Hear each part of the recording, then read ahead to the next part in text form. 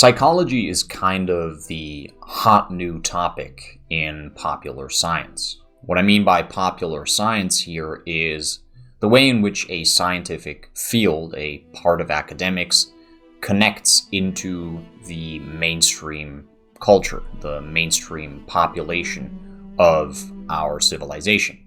And of course, most, if not all, scientific fields contribute in some way to our society, but not all of them are particularly interesting, particularly fascinating to the layman, the person that is not involved in academics and certainly not involved in this specific area, whatever it may be.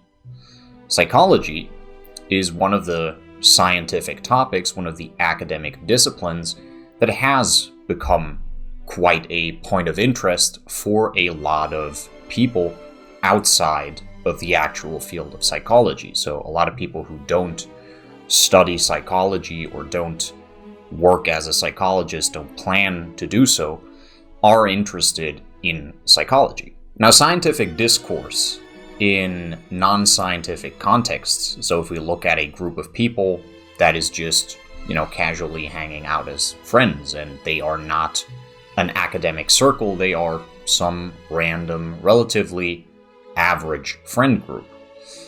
Scientific discourse in these non-scientific contexts will always revolve around things that the greatest number of people feel connected to. So generally speaking, topics that people will talk about, that people will have conversations about, be interested in when they interact with each other, are always those that are interesting to a large number of people within the group. If you have a group of 5 friends and 2 of them are very interested in a certain topic, in a certain scientific field, but the rest are not at all, then these 2 people might talk about that a lot when they hang out on their own, and they might go on a bit of a side tangent in a group conversation that leads into this topic, or they might connect things to this topic. But if these 2 guys are really interested in theoretical physics, let's say, and everyone else isn't, then probably on average, if you look at conversations of this friend group, theoretical physics is not going to be a major topic. Whereas, if something is interesting to all 5 people, or 3 or 4 of them, so at the very least a majority, and they are invested in this, they feel connected to this maybe, or they're just very interested in it from a intellectual standpoint, then that is something that will probably be talked about. It will be a topic of conversation in some way, shape, or form. Because psychology deals with human nature, ultimately, its popularity outside purely academic contexts should to an extent be obvious. That is to say, why it is popular should to an extent be obvious. The concepts within psychology in many cases are very applicable for a lot of people, and often slot in well with what most consider to be basic common sense. So many psychological concepts, many psychological phenomena, learning about those can actually be relevant to the average person, and they perhaps feel much more connected to such a topic that revolves around human interaction or the way you yourself feel than they would about, again, theoretical physics or something of that nature. It just doesn't feel as abstract, as disconnected from everyday life as many academic disciplines do, even those that might be quite interesting to a lot of people. But quote-unquote regular people don't have mental illness, right? I mean, you might feel down now and then, you might not feel so great about something, the same way you might catch a cold every now and then, but the default state is not someone being ill, right? If you think about what the word illness, what terms like a sickness, a disease, what that means, it is referring to something negative and a sort of anomaly to the status quo, what would be normal, right? What would be regular, again. And I guess in this case, the question becomes, because psychology fundamentally is a part of medicine, it is a field of medicine, of that academic realm. If psychology is mainly focused, originally, on dealing with mentally ill people, so people who, on a psychological level, are not well adapted to the society, to their social circumstances that they find themselves in, even though the concepts within psychology address areas of life that many people can connect to, why would people be interested in it if they don't have trouble with those areas? Because again, the assumption would be, generally speaking, that someone who is mentally ill is the exception, and the average person is not mentally ill, and thus not someone who would have to engage with psychological treatments or the topic of psychology in general. Now, many of you probably already have an idea of why this might be, and in fact, the answer, or at least the path that will lead to the answer, is right there in the question I just asked, the sort of problem I created, and this dichotomy I created between the regular person, the normal person, the status quo, and someone with mental illness. It seems quite obvious that, well, if psychology is becoming popular, maybe that is because mental illness is on the rise, right? I think this is to an extent true, but the problem lies much deeper than a lot of people may think. We are talking about secularization and its effects on the West here.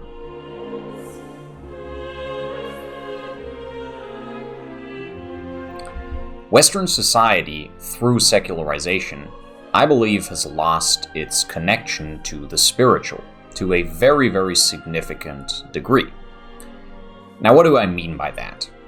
Spirituality is a part of every society around the world. You can look at fairly developed societies, you can look at very small hunter-gatherer tribes, and in some cases you will have some institutional form of religion, some, religious, church or something of that sort. In some cases you will not have any kind of standardized religious practice, but you will have, smaller ritual practices, you will have stories, mythologies, etc. Whatever may be the case, you find forms of spirituality, and spirituality, by the way, by no means is interchangeable with religion, but it is very much connected to religion. Anyways, you find forms of spirituality in every society you look at. And in the West, this spirituality, to a very, very significant extent, until recently, a couple hundred years ago, was covered, if you will, by the church. So this specific aspect of the West was in a major way taken care of, if you will, by Christianity.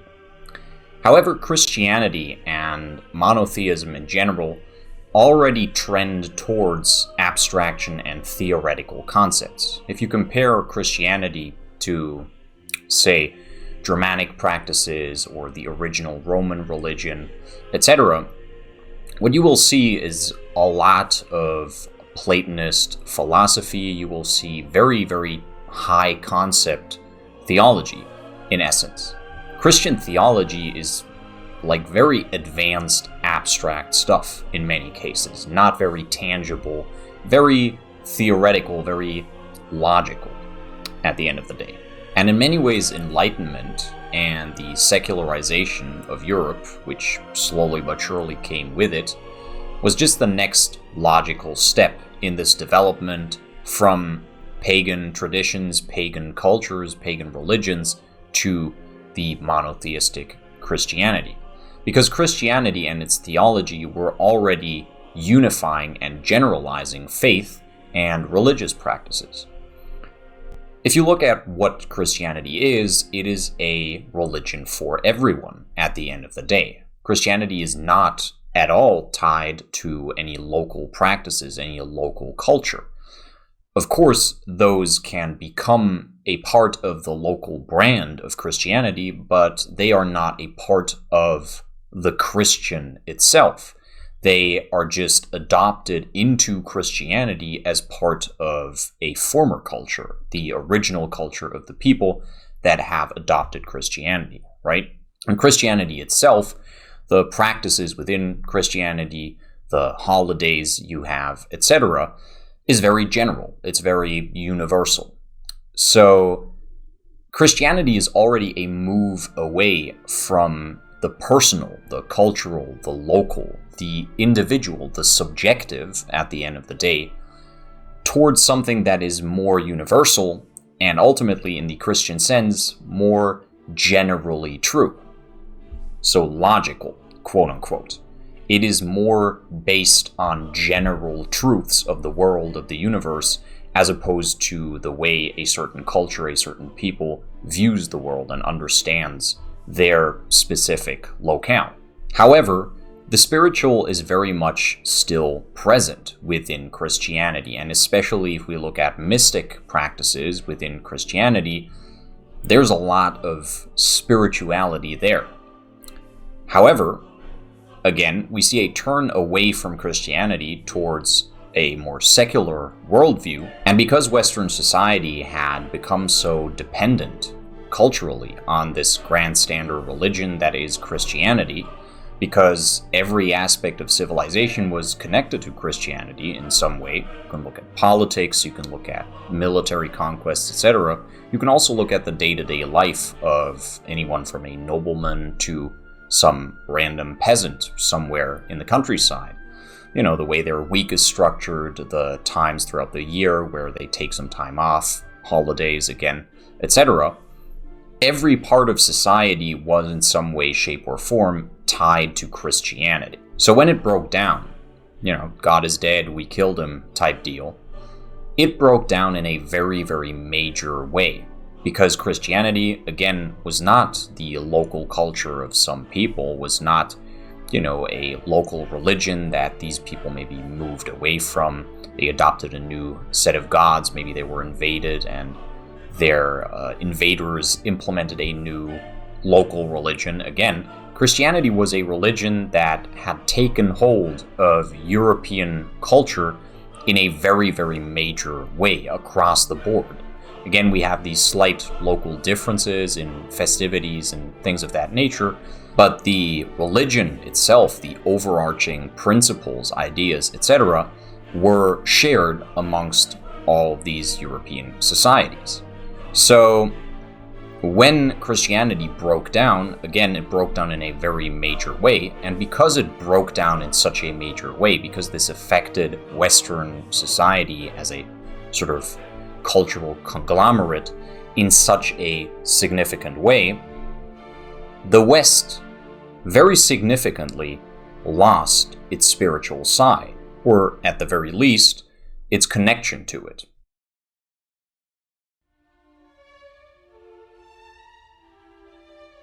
Now, in this situation, humanism kind of tries to fill the void to an extent as a new concept for having morality. And in fact, in general, the morality of humanism and ultimately of liberalism, those principles, the human rights, the things this morality is generally about are still very Christian in nature. The fundamental principles of, good and evil and stuff of that nature is very, very Christian. It's just that religion, faith, is not supposed to be tied to these principles anymore. The problem is that humanism and anything like it fundamentally lacks the spiritual, and it is too abstract, too conceptual to really woo the masses, if you will, in the same way that religion did. People will adhere to moral principles to an extent, and we see a sort of fade out of Christianity and Christian culture, and with it, of course, very slowly, a fade out of Christian thought.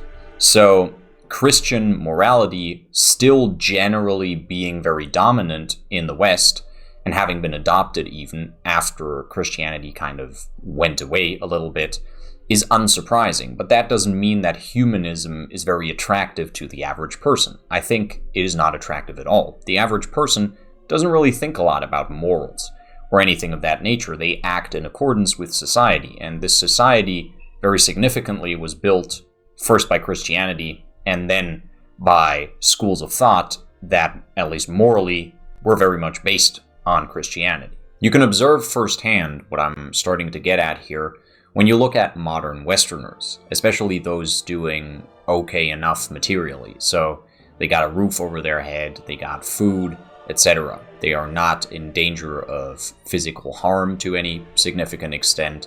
They don't have any life-threatening illness or anything of that sort. Again, materially speaking, they are doing okay enough. And what you see when you look at a lot of these people in our society is that they feel a severe lack of direction in life, of soul, if you will, within their society's culture. And we got a lot of people hitting an identity crisis, feeling kind of lost in life, not really knowing where they are going or why they are even doing what they are doing.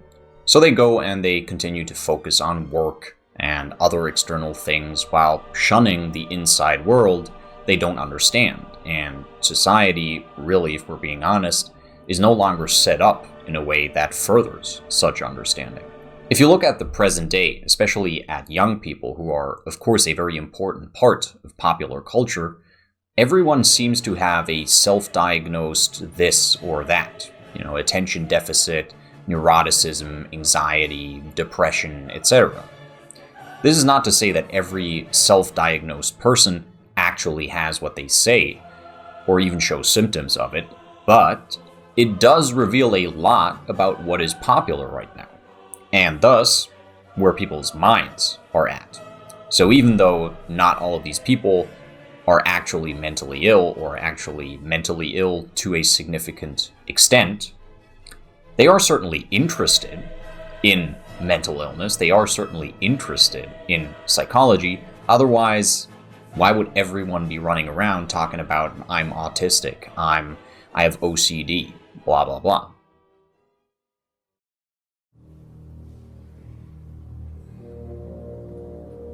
Now at this point in the video, it does make sense to take a brief look at the history of psychology for the point I'm making here, because that history actually fits in very, very nicely with my point.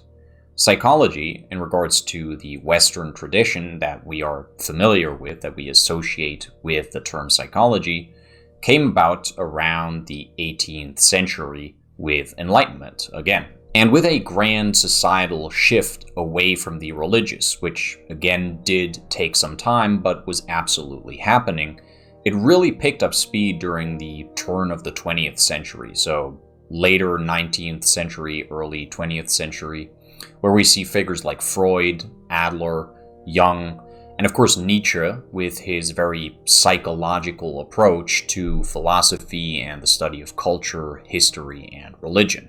Nietzsche, of course, was not, academically speaking, a psychologist. He didn't work as a psychologist. He didn't research psychology. But the way in which he wrote philosophy, the way in which he looked at history, is very psychological in terms of the perspective he takes. However, while psychology during this time made some major leaps as a discipline, as an academic field, the people who were actually being treated by psychologists were very much still edge cases in terms of society as a whole. Going to therapy or something of that nature was definitely not a normal thing.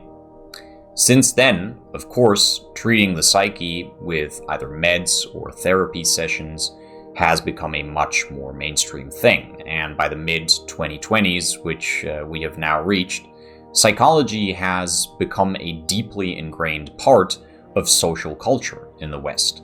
Especially women really like to talk about psychology in many cases. So there is a deep yearning within Westerners for something more, and psychology as a science, as an academic discipline, starts to address the void that was left by religion in this regard. The only problem with this is that the scientific approach is inherently more focused on, and thus more adapted to, externally perceivable things. Psychology ultimately engages with the inner world, if you will, which is deeply subjective and which cannot be measured, observed, tested quite so easily.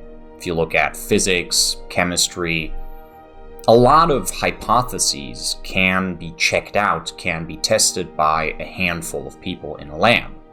And even with the humanities, where a lot of things are much more hard to pin down, you can do surveys, you can undertake studies, you can observe major societal, cultural shifts, etc. Not so with psychology, at least not to this extent.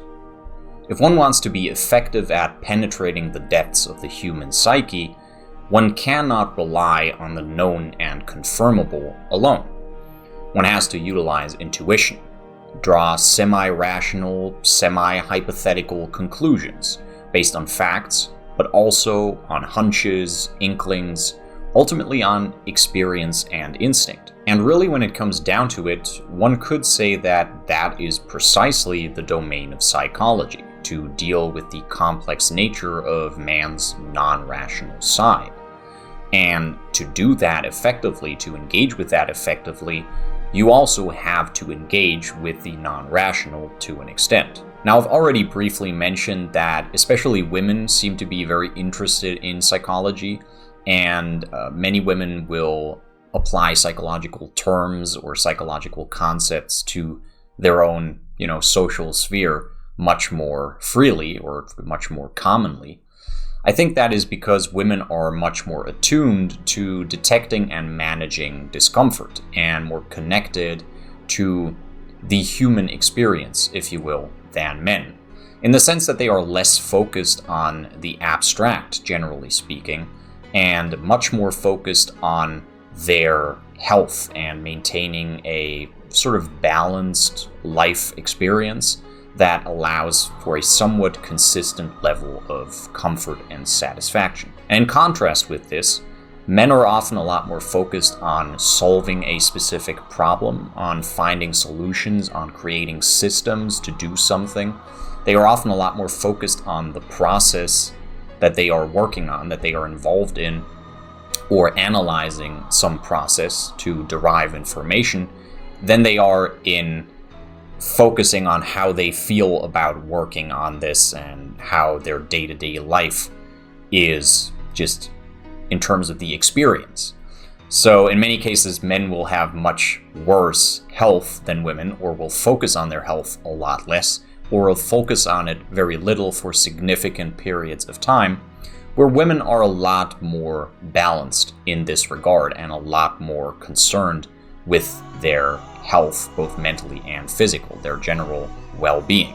And I think this is a big reason why psychology was and is to this day much more focused on women, even though most of the people practicing psychology during its sort of rise to fame, if you will, a lot of the big names, were men. I think that has a lot more to do with the fact that men were dominating the academic field. Essentially all academics, or most, if not all academics, were men during this time, but the patients they engaged in were mostly female to a very, very significant extent. And even nowadays, if you look at statistics for therapy, etc., most of the clients engaging in this type of thing are women. Psychology is also, of course, an internal issue, in the sense that psychological troubles are not a threat to society or to your family from the outside. They're not an invading force. They are not a food shortage. And as women have, in some cases for the better, in some cases for the worse, generally been relegated to the safer, more established, more integrated parts of society, a lack of the spiritual would much more plausibly appear as a problem to them way earlier, compared to someone fighting in a war or working another dangerous and or physically strenuous job, where you are so focused on the dangers and troubles of the material world that a lack of direction, a lack of purpose, would only really appear to you once it has become such a significant subconscious issue that it cannot be ignored, or if it is ignored, it will still affect the way you act, it will still affect the way you go through life. Whereas in comparison, someone who lives in a relatively stable environment, who is comparatively safe on a material level, has much more opportunity to much earlier notice problems with the spiritual. This does not mean that psychology or the topic of the spiritual, which I'm talking about in this video, are not relevant to men. Simply that they are less in touch with this side of humanity and thus have made less of a stink about the lack of spirit within Western culture. Male mental health, the question of how men are doing mentally, internally, is only really now becoming a big topic. If you look at things like the male loneliness epidemic, etc., that's a pretty recent thing. And for a very, very, very significant part of history, male mental health was not really a thing. Certainly not something that was talked about a lot unless we're dealing with severely mentally ill people, actual psychopaths who go on murdering sprees or whatever.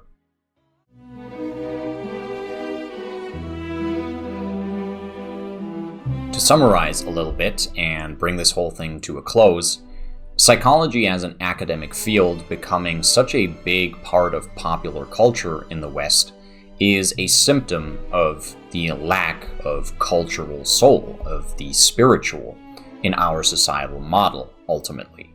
And it is not the only symptom. If you look at people turning to Eastern religion for spirituality, turning to things like Buddhism, you've got other people who are trying to revive Christianity in a major way.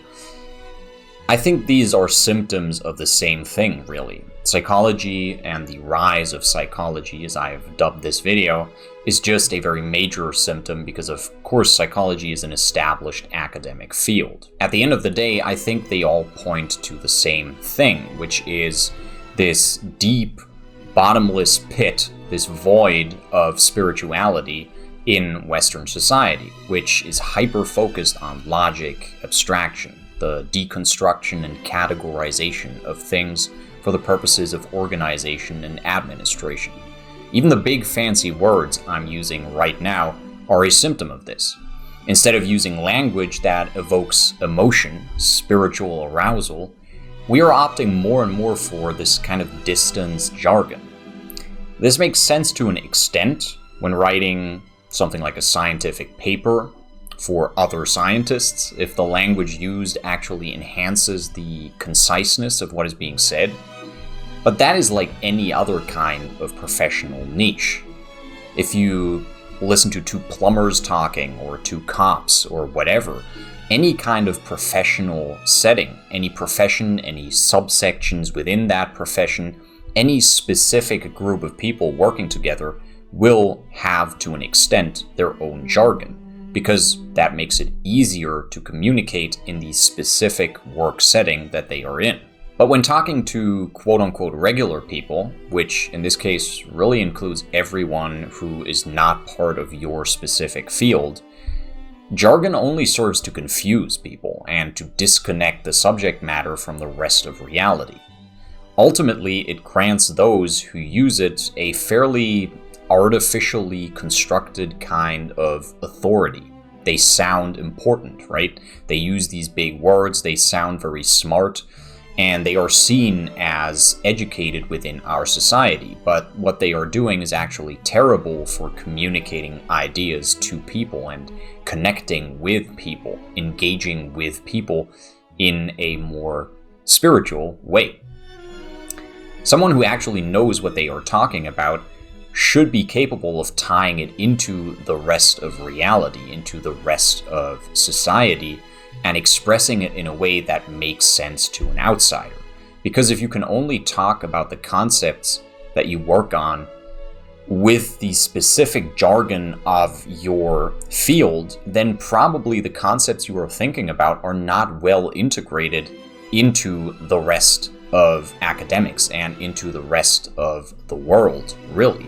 And of course, beyond this fact, if we're talking about authority, a lot of people intentionally use hyper abstract jargon to just sound smart, as I mentioned, to attain more authority, to seem more intellectual than what they are saying might actually be. But that's a topic I've already touched on a little bit in my recent video on the issues I take with modern science and its place within Western society's culture. And I think talking specifically about jargon and language in a more general sense is certainly worth addressing in a future video. However, to get back to psychology, which this video of course is actually about, in an ironic twist of fate, an academic discipline now attempts to tackle the not-so-rational side of humanity, almost retroactively, if you will. After having disconnected from the spiritual in a very significant way and turning more and more strongly towards pure rationality, towards objectivity, our culture now seeks to use that rationality to understand what it has lost. However, where it shies away from true spirituality and the intangible and tries to maintain a hard line as a medical discipline, as an academic field, psychology can never get to the core of what we have lost, and many now feel a lack of. Because spirituality is ultimately an incredibly intimate and subjective domain and precisely opposes logic in many ways. I think I'm going to leave it at that, a little bit open-ended, if you will. As you can tell, we are in the OG traditional setting, me on my desk chair in front of the computer webcam. I wanted to sit down and make this video in a more structured way because I think it's a fairly complex topic. If you guys enjoyed what I made here, what I talked about here, if you found this interesting, entertaining, if you learned something maybe, I would very much appreciate if you go ahead and leave a like. And of course, you can always head down to the comments if you have any questions about anything I talked about, anything you want to discuss with me, or if you have any suggestions for future videos, I'd be very curious to hear those as well. If you are more generally interested in philosophy, psychology, but also general health, training, fitness, these are the things I'm kind of focused on this channel. I mainly talk about these sort of domains, so if that's something you're into, if you maybe just like this shaggy barbarian talking to you here, go ahead and subscribe, and as always, activate the notification bell if you want notifications. You can also go ahead and check me out on Instagram down below, and recently I actually started making training programs for people. So if you're interested in a personalized training program at a relatively reasonable price, you can go ahead and hit me up in the Instagram DMs and we can talk about what we can do for your workout progress or for you getting into working out even. All that being said, I'll see you guys in the next video, and until then, have a good one.